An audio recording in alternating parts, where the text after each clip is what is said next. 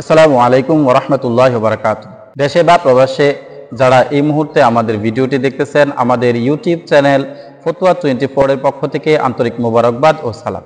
সবাই ভালো থাকবেন, সুস্থ থাকবেন। আশা করি ভালো আছেন, সবাই সুস্থ আছেন। আল্লাহ পাক রব্বুল আলামিন সর্ব অবস্থায় সুস্থ রাখুক। আজকের যে বিষয়টি আমরা আলোচনা করব, সেই বিষয়টি অবশ্যই আপনারা আমাদের থাম্বনেল দেখে অবশ্যই বুঝতে পেরেছেন যে বিষয়টি নিয়ে আলোচনা করব। বিষয়টি হলো, কেউ যদি ঘুমন্ত অবস্থায় তালাক দিয়ে থাকে তাহলে সেই তালাক পতিত হবে কিনা। আমাদের সমাজে অনেক ভাই আছে যারা ঘুমের ঘরে কথা বলে, আবল তাবল কথা বলে, যে অনেকেই কথা বলে সারাদিন কি কাজ করলো না করলো সেই কাজটা সে রাত্রের বেলায় ঘুমন্ত অবস্থায় বলে থাকে, কিন্তু সে হঠাৎ করে এমন কথাই বলে ফেলছে যে কথাটা 3 তালাক হয়ে যায়, অর্থাৎ স্ত্রীকে তালাক দিয়ে ফেলছে। এমত অবস্থায় সেই তালাক পতিত হবে কিনা। ঘুমের ঘরে কথা বলা, এটা আমাদের সমাজের মধ্যে অনেকের অনেকটা রোগ ধরতে পারি আমরা, বা অনেকের একটা সমস্যায় বলতে পারি আমরা, একটা অ্যাবনর্মাল সমস্যা হয়ে থাকে। এই সমস্যাটা অবশ্যই অনেকের আছে আর অনেকেই কথা বলে থাকে। কিন্তু এমত অবস্থায় যদি কোনো স্বামী তার স্ত্রীকে তালাক দিয়ে থাকে ঘুমন্ত অবস্থায়, তাহলে সেই তালাক পতিত হবে কিনা এই বিষয়ে আমরা জানবো। এই বিষয়ে জানার ক্ষেত্রে আমরা 3টি কিতাবের রেফারেন্স দিয়ে থাকবো। প্রথম 2টি কিতাব থাকবে প্রথম 2টি কিতাব থাকবে আরবি কিতাবের, আর একটি কিতাব থাকবে উর্দু কিতাবের। যে কিতাবের রেফারেন্স দিয়ে আমরা কথাগুলি বলবো সেটি মুফতি সাহেবদের কাছে অনেক গ্রহণযোগ্য কিতাব। সেই কিতাবের মধ্যে অন্যতম কিতাব হলো 1 নম্বর, যে প্রথম যে আমরা দলিলটা দিব সেই দলিলটা হলো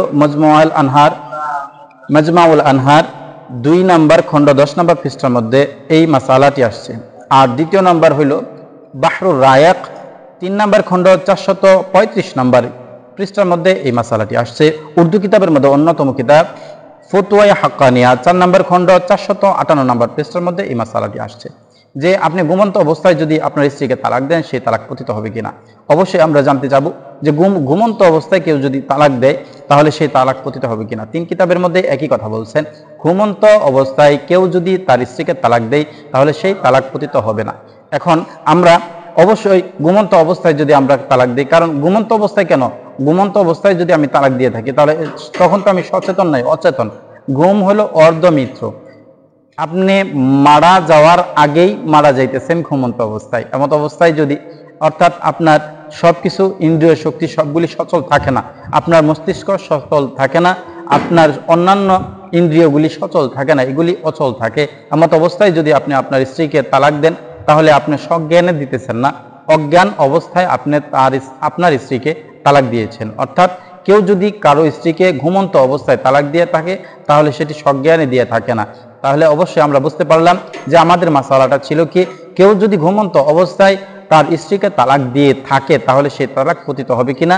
যা আমরা কিতাব থেকে জানতে পারলাম যে কেউ যদি তার স্ত্রীকে তালাক দিয়ে থাকে তাহলে ঘুমন্ত অবস্থায়, এমত অবস্থায় সে ঘুমে থেকে কেউ তার স্ত্রীকে তালাক দিলে সেই তালাক পতিত হবে না। অবশ্যই আমরা মাসালাটি বুঝতে পারলাম।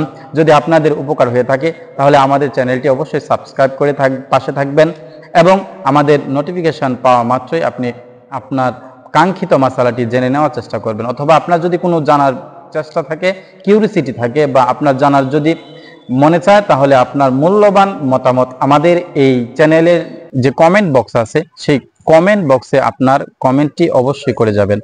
আর আমরা যে মাসালাটি বুঝতে পারলাম সেই মাসালা আল্লাহ পাক রব্বুল আলামিন আমাদেরকে পরিপূর্ণ বুঝ দান করুক। আবারও আপনাদের কাছ থেকে বিদায় নিতেছি। মা আসসালাম। সবাই সুস্থ থাকবেন, ভালো থাকবেন, সুন্দর থাকবেন। আসসালামু আলাইকুম ওয়া রাহমাতুল্লাহি ওয়া বারাকাতুহু।